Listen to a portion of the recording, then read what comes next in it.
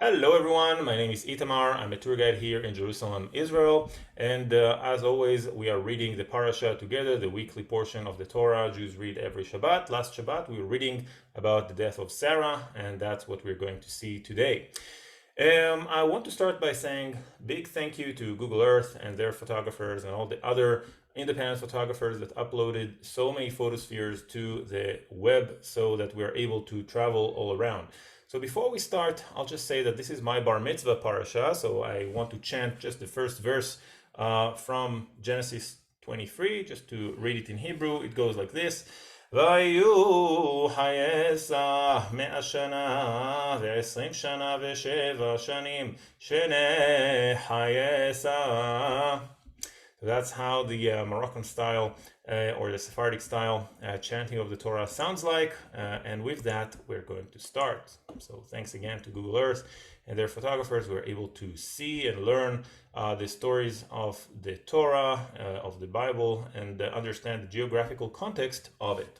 So I would say that this parasha marks the end of the nomadic stage of the life of Abraham. If you remember, he started his journey somewhere in Iraq, ended up in Haran. That was the first step. Then he continued from Haran, which is in Turkey, down to Canaan, further went down to Egypt for a while. So he was really all over the place. Now that Sarah passed away, he needs to put his roots in the ground, the roots in Hebron, the city of the patriarchs and the matriarchs that are buried over there.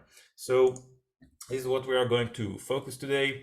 Once Sarah passed away, Abraham is asking the people of Hebron, which are not, Israelites or Hebrews or anything like that. Yeah, they're Hittites. He's asking to get a tomb. Okay, so this is the Tel Hebron, the hill of Hebron, and this is the location of the tomb of the patriarchs, which we are going to focus on. Interestingly enough, he says that he's interested in the tomb or the cave of a man called Ephron the Hittite. Okay, Ephron is a very interesting name. In its roots, we have the word afar, which means dirt. Okay, so we're talking about a person that his business maybe is to dig in the dirt, maybe, and chisel caves. Who knows? So this is my take on it. Anyway, I thought this will be interesting to you.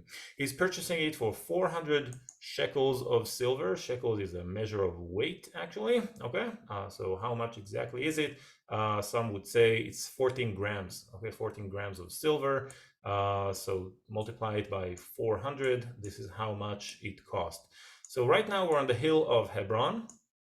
Hebron itself is divided between the Israelis and the Palestinians. You can see there is a soldier guarding over here. This is the Jewish neighborhood in Hebron. And I want to take a look at this. Okay, this is the view from that hill, Tel Romeda or Tel Hebron, and you can see the tomb of the patriarchs right in the middle of the screen. Just to give it some historical context, the tombs are very, very ancient, Bronze Age ancient, and I'm not talking about the things that are visible. That's what we're going to see. We're talking about ancient shaft tombs in the ground, dated back to Bronze Age, so very, very ancient. Is this the actual tombs? I will leave it to other people to decide. On top of that, a man called King Herod, Herod the Great, the Jewish king of the Roman era, he built the walls all around, and the Crusaders and later the Muslims added the chapel, okay, or the church that you see over here. This is Crusaders' time, and the minaret over here. And some of the walls are dated back to the Mamluk period, so 700 years ago, 900 and 700 years ago, relatively. So this is the tomb of the patriarchs over here. Closer look, again, you can see the walls of King Herod, 2,000 years old, and then the additional church from the days of the Crusaders, and the minaret and the walls around that are dated back to the Mamluks. So we're talking about 700 years ago. Okay. I'll just say that on my background and in this picture now, you can see the beautiful, beautiful olive trees of Hebron. Unbelievable how beautiful they are. They're hollow from the inside. And this, in my way of saying, it's a metaphor for Abraham, because the main trunk of the olive tree usually dies. It's hollow from the inside, but the shoots that around around the main trunk actually grow and keep the tree in a way it keeps the tree alive. So this would be Abraham passed away many years ago. He's dead, the main trunk died, but monotheists that continued his legacy, the Abrahamic believers, basically continued it and expanded his domain. So that's I think it's a nice metaphor for Abraham. Okay, so from here, from the Jewish area of Hebron, let's go to the tomb of the patriarchs.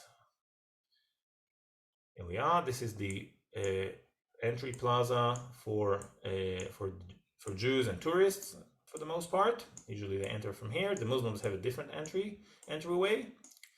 So that's what you see over here. This is the tomb of the patriarch up close. Again, the church that I pointed out, the minarets of the Muslims added in medieval times, and the original walls and stones and pillars from the days of King Herod. Okay, so before we move on, I'll just say that since 1967, Israel controls the West Bank, many parts of the West Bank, including Hebron, and including the Tomb of the Patriarchs. In the 1990s, following the Oslo Accord, the city of Hebron in 96 actually was divided between the Palestinian Authority and Israel. So most of the city and its Muslim inhabitants, I think almost 200,000 people, are under the Palestinian Authority, and there is a small community of about 1,000 Jews living in Hebron. This is what we're looking at right now, and there's a settlement just next to it called Kiryat Arba, I think like 7,000 or 8,000 people.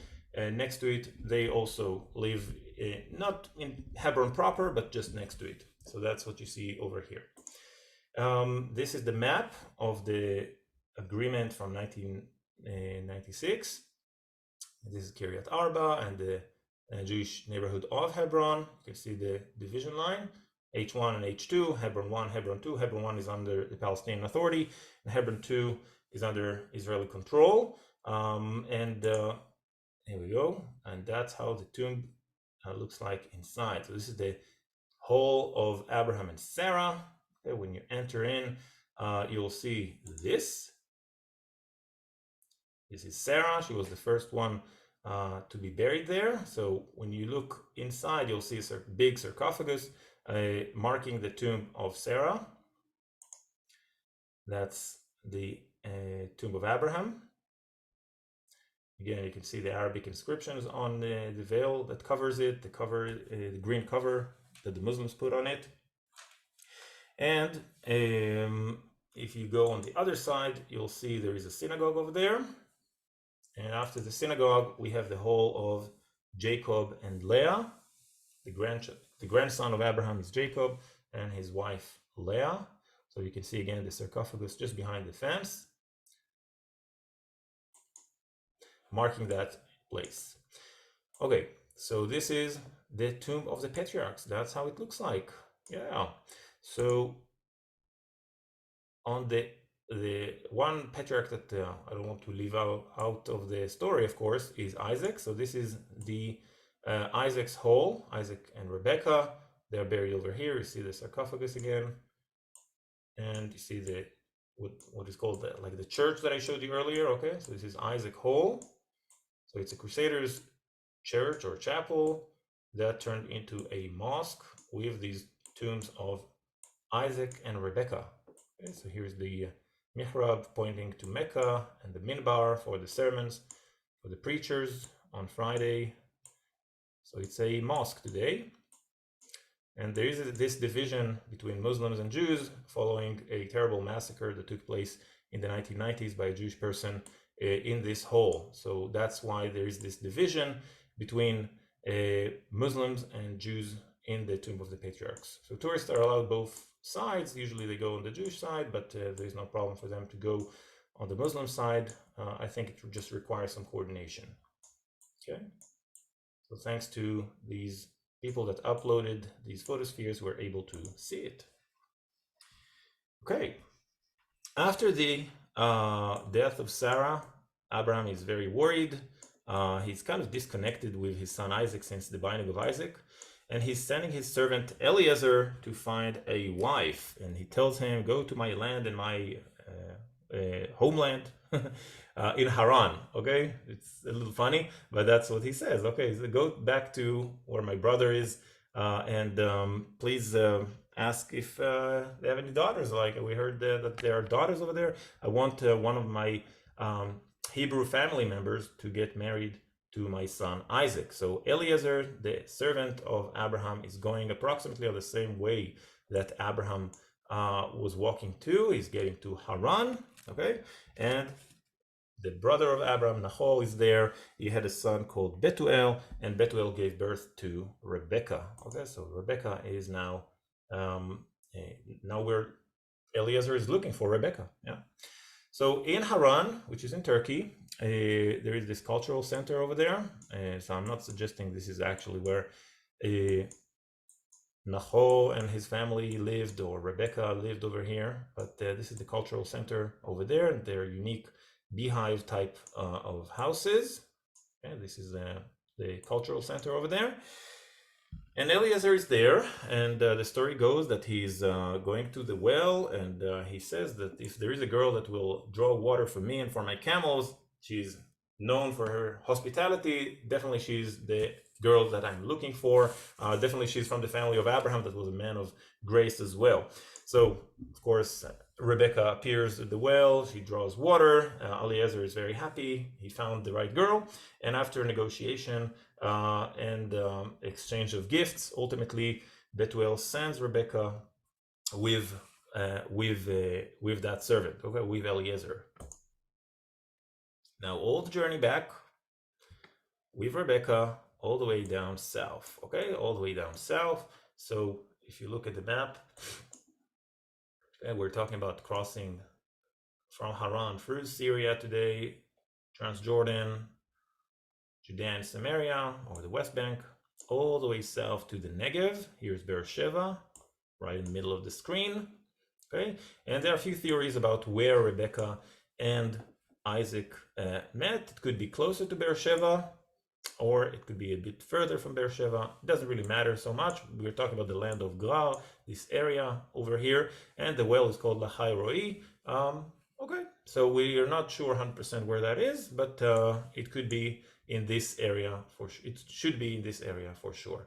So in Be'er Lahai Roi, it says, now Isaac had come from Be'er Lahai Roi, for he was living in the Negev. He went out to the field one evening to meditate, and as he looked up, he saw camels approaching. Okay, so these are the camels of Eliezer and his soon to be his wife Rebecca. They are coming. So I mentioned that the Bedouins, that's how they look like. I can assume that Abraham and his family looked more or less somewhat like that.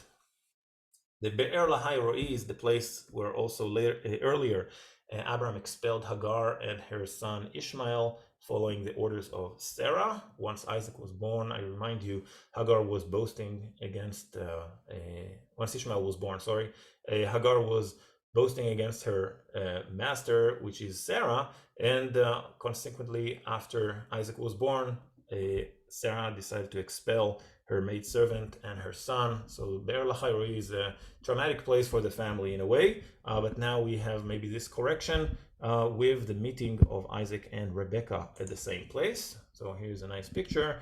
The rabbinic tradition teaches us that Isaac was not very old, maybe was like in his late 30s, and Rebecca was younger, well, maybe a girl, maybe some suggested even 3 years old, some suggested even maybe 14 or 15 years old. But anyway, this picture I think captures it pretty nicely, that they are meeting near the well. Be'er means in Hebrew means well, so Be'er Lahai Roi, that's the place. Beautiful picture. Okay, so now that we have that, we can understand that the story of the family goes, and we'll soon read the book in the book of Genesis about the family of Isaac.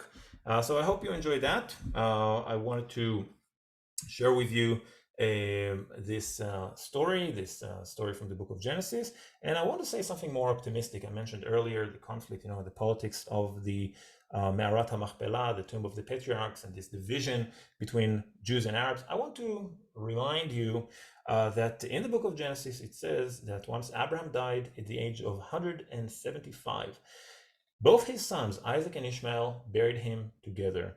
So I'm optimistic, despite of all the politics and the conflict. I'm optimistic about Hebron.